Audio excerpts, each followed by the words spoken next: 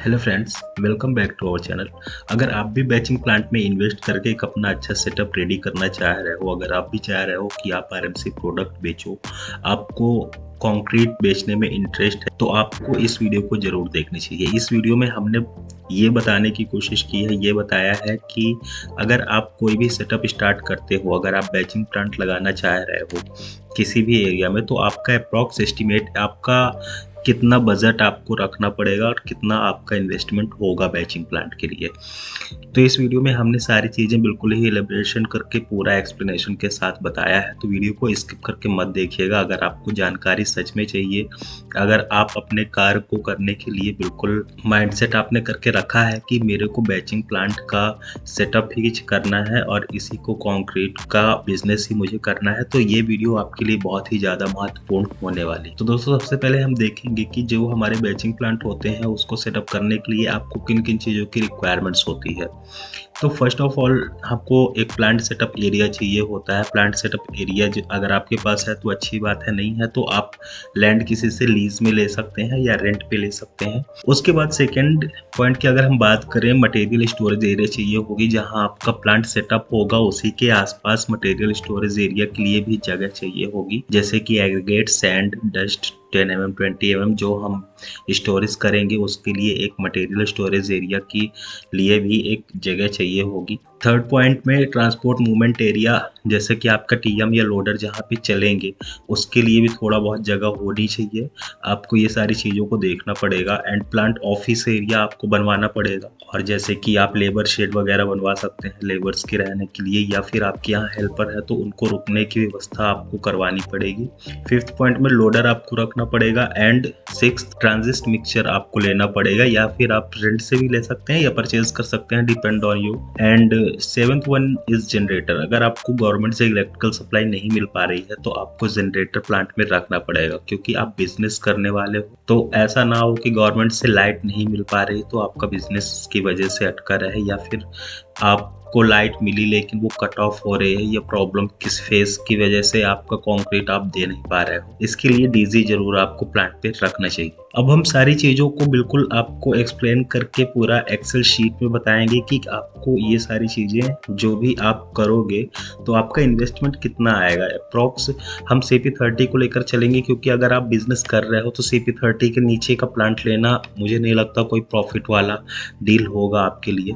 तो अगर आप बिजनेस के पर्पज से कोई प्लांट ले रहे हो तो CP30 या फिर उसके ऊपर प्लांट लो। CP18 या छोटे प्लांटों पे मत जाओ, क्योंकि आपके पैसे उतने ही लगेंगे लेकिन आपका जो प्रॉफिट होगा वो बहुत ही ज़्यादा कम होगा। आप प्रॉफिट उस हिसाब से नहीं बना पाओगे जिस हिसाब से आप बड़े प्लांट लेने के बाद, उससे प्रोडक्शन देने के बाद उतना अच्छा प्रॉफिट बना सकते हो। तो आइए हम चलते हैं एक्सेल शीट पे और मैं आपको समझाने की कोशिश करूंगा कि आपको कहाँ पे कितना इन्वेस्टमेंट लगने वाला है। तो दोस्तों, हम एक्सेल शीट पे आ चुके हैं और जैसे कि आप देख ही रहे हैं, हमने मैन पावर की बात की है यहाँ पे। अगर हम मैन पावर की बात करें तो अगर आप प्लांट स्टार्ट करने वाले हो, प्लांट का बिजनेस आपके पास है, तो आपको एक प्लांट मैनेजर या सुपरवाइजर टाइप का एक आदमी रखना पड़ेगा, जिससे कि आप कोई दूसरे काम पे ध्यान दे सकते हो और वो प्लांट मैनेजर या सुपरवाइजर आपके प्लांट के आसपास ही रहेगा और सारी चीज़ों को अच्छे से मैनेज कर सकता है। एक प्लांट मैनेजर या सुपरवाइजर अगर आप रखते हो तो अप्रॉक्स हम 20,000 मान लेते हैं, क्योंकि आपकी कंपनी नई है और आप स्टार्टिंग में उस बिजनेस को स्टार्ट ही कर रहे हो। इसके लिए आप ज़्यादा इन्वेस्टमेंट नहीं रखोगे, नहीं करोगे। अगर आप स्मार्ट होगे तो सिर्फ 20 या 22,000 के अंडर में ही आप प्लांट मैनेजर या सुपरवाइजर रखोगे। सेकेंड, हम बात करेंगे अगर प्लांट ऑपरेटर की। प्लांट ऑपरेटर भी आपको 20 to 22,000 में आपको रखना पड़ेगा, क्योंकि अगर आप अच्छा ऑपरेटर रखते हो, CP30 का एक अच्छा एक्सपीरियंस्ड ऑपरेटर रखते हो, तो आपकी प्लांट की देखभाल भी वो अच्छे से करेगा और मेंटेनेंस भी अच्छे से करेगा।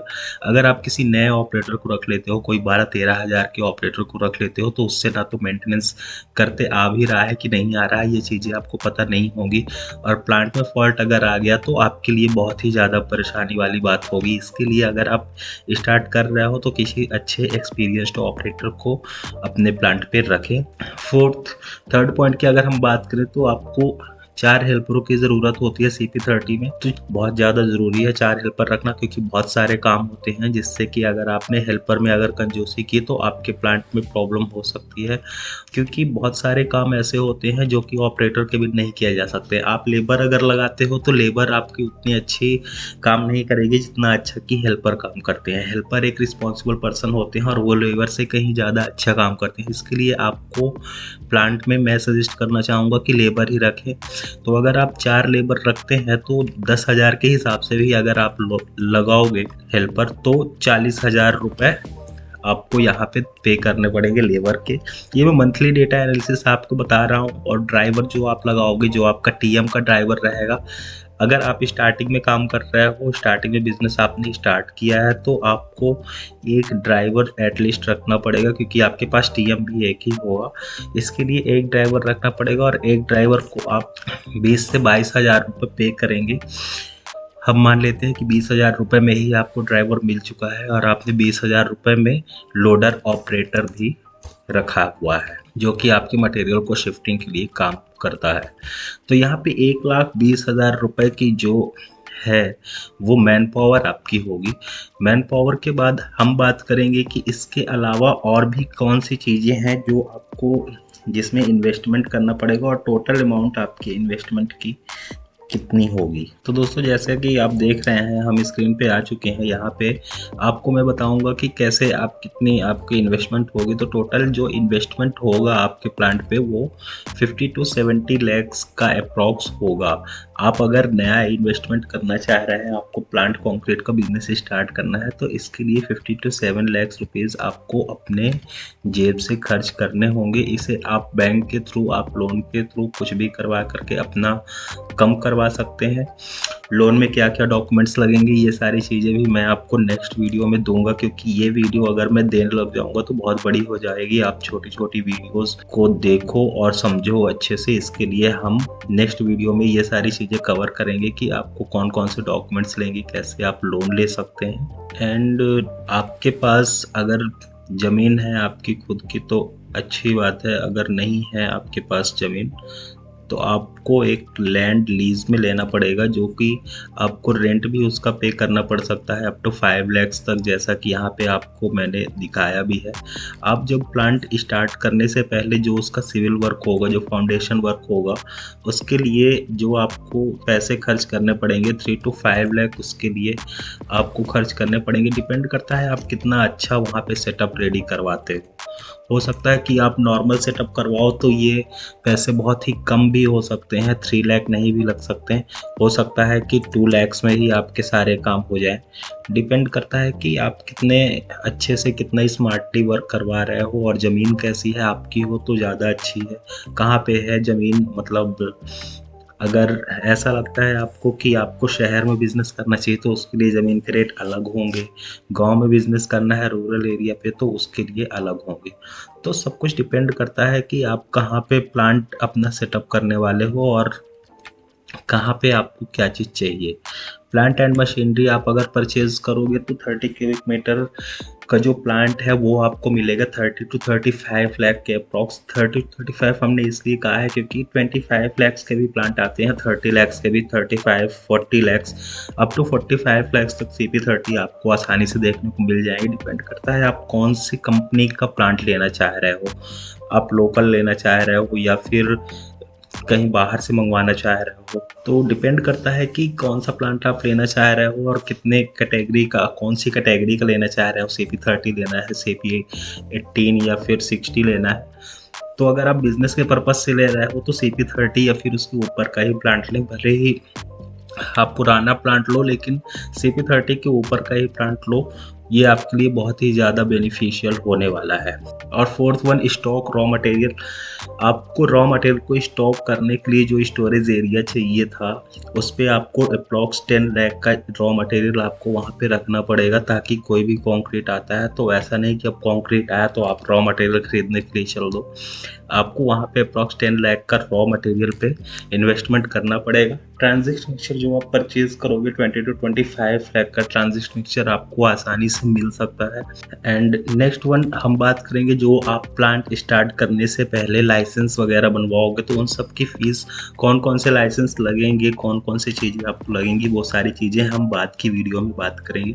इस वीडियो में केवल मैं आपको इन्वेस्टमेंट का एक ओवरव्यू दे रहा हूँ कि कितना पैसा आपके खर्च हो सकते हैं एक प्लांट को लगाने के लिए। एंड नेक्स्ट वन हम बात करेंगे, जो मैन पावर की सैलरी होगी वो हमने 1,20,000 वहाँ पे निकाली थी। तो 1,20,000 अगर हम मैन पावर की सैलरी रखते तो टोटल जो हमारा अमाउंट आएगा वो अप्रॉक्स, तो जैसा कि हम बात कर रहे थे कि 50 to 70 लैक्स का रिक्वायरमेंट इन्वेस्टमेंट आपको लग सकता है।